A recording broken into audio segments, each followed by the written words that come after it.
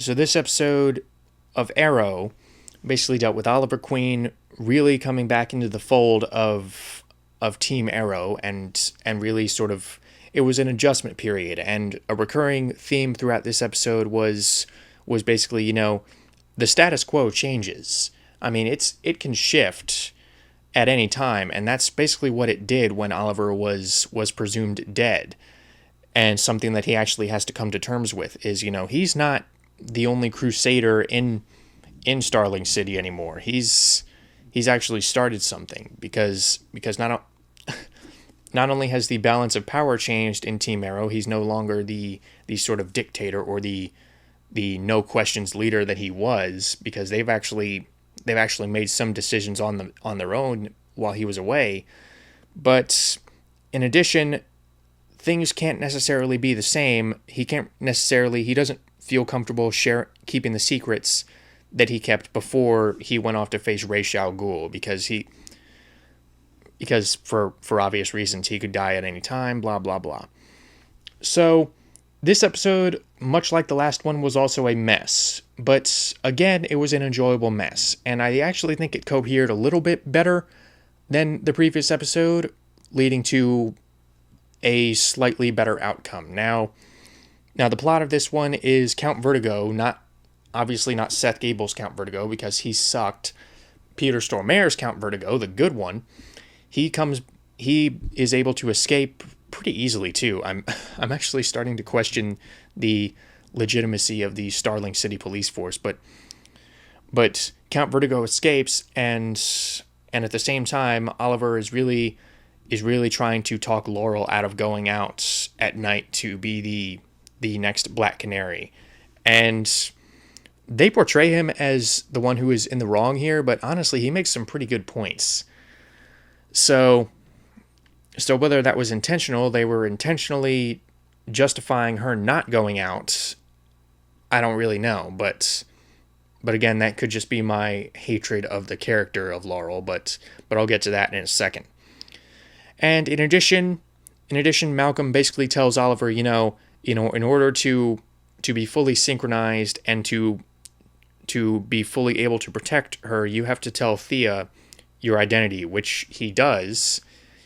And first of all, I want to address this scene. This scene was Oliver actually revealing his identity to Thea was really, really easy.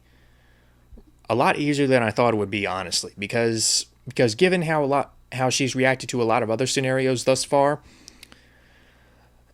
I honestly expected her to go into this fit of, you've been lying to me all this time, you've been keeping secrets, you haven't changed at all, blah blah blah. I expected her to go into this very melodramatic fit, like she normally does, because obviously she's a bratty little diva still.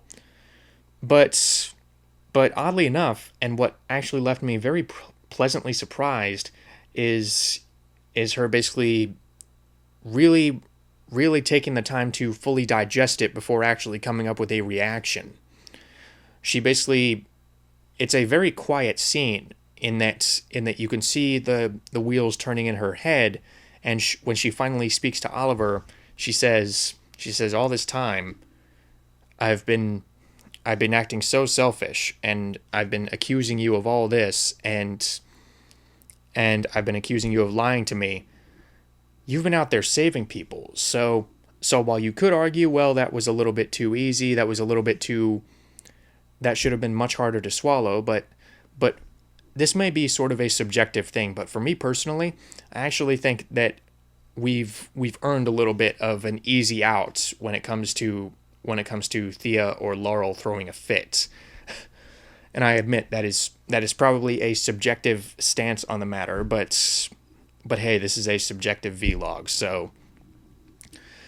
so actually that actually lends to some pretty good scenes between the two, in that Thea basically talking to Oliver, they can finally be openly honest to each other about it, and her basically saying, all those times you had the lamest excuses.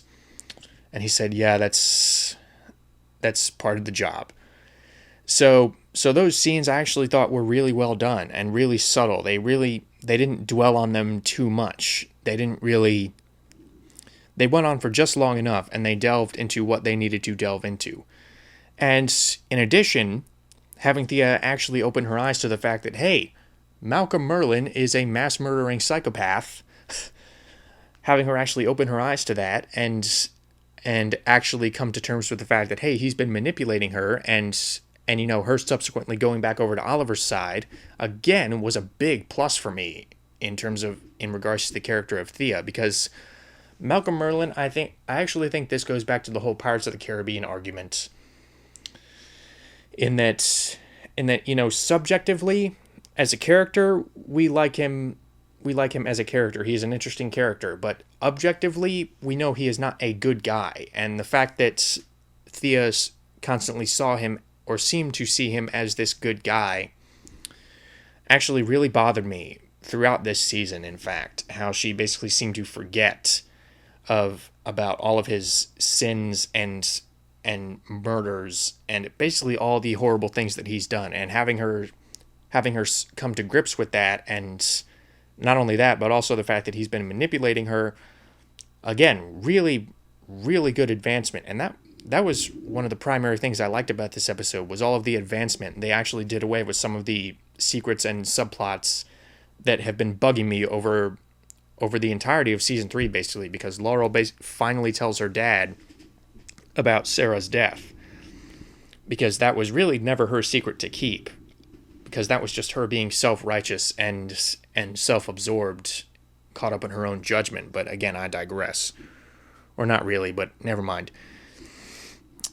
And what I liked about this scene is that the way that they actually play it is Detective Lance actually interrupts her, basically saying, I already know what you're going to tell me. The blonde-haired vigilante running around at night, that's you, because Sarah's not back in town. That's you, so I already know. And given how some of the characters on this show, and not to mention other superhero shows, have already resorted to the old, I already know routine, the fact that they actually not really threw me for a loop, but actually expanded on that and actually turned this scene around was actually really refreshing, because Laurel said, no, that's not what I wanted to tell you.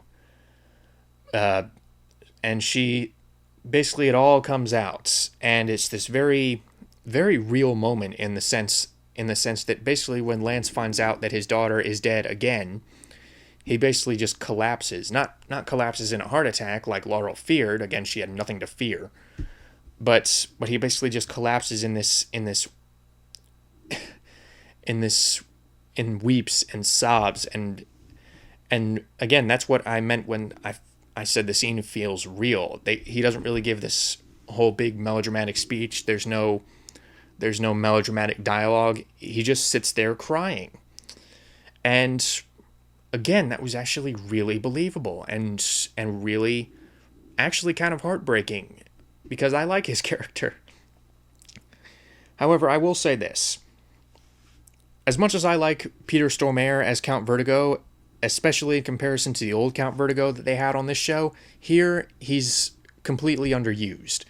And really, I know why he was underused. He was really used to sort of make for a little mini character study for Laurel, because Laurel is injected with vertigo and she sees a hallucinogenic vision of Sara as the Black Canary, and it's basically this very intense scene of Sara basically beating the snot out of Laurel and basically saying, how could you think to replace me?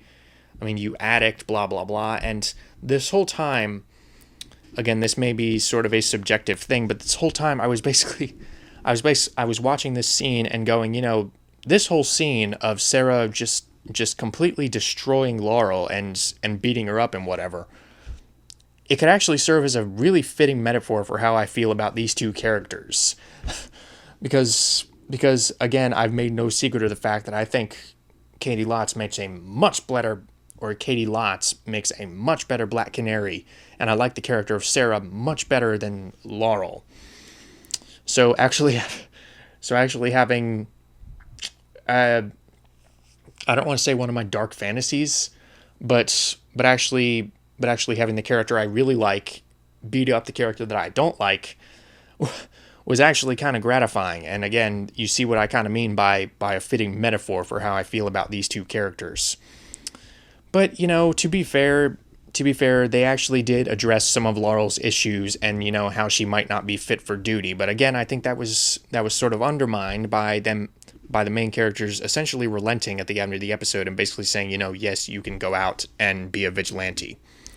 So I thought that was kind of undermined, and again, narratively, this episode really felt like a mess, and some characters didn't really get their due. But when this episode got it right, it got it really right. And what I mean by that is Oliver really grappling with, what he started, really struggling to come to terms with, it's just not it's just not your crusade anymore. I mean all these people are out there by their own choice. And not only that, he's no longer the no questions leader of the group. And him really to come to terms with those two concepts, that was interesting. And naturally he confided in Diggle, who has been his most trusted ally up to this point. But Felicity didn't really get much to do in this episode.